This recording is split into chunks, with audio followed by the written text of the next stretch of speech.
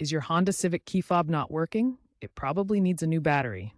This video shows you how to quickly and easily replace the battery in your 2014-2019 Honda Civic key fob. You'll need a CR2032 battery under $5 and a small flathead screwdriver or a coin. First, locate the small notch or seam on the side of the key fob, usually near the key ring.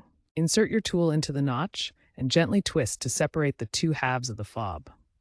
Be careful not to use too much force to avoid cracking the plastic. The battery is a CR2032 and is generally positive side up. Remove the old battery, noting its orientation. Insert the new CR2032 battery with the positive side facing the correct direction.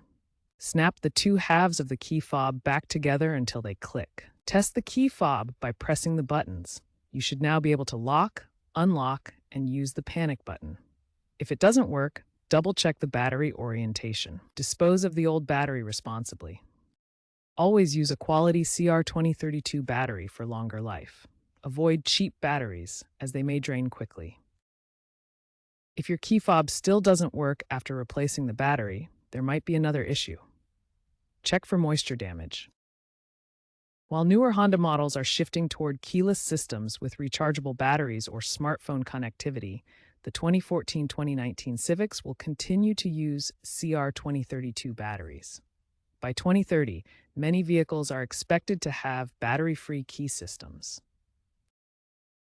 Overall, this is a simple task with low risk rated beginner-friendly by mechanics.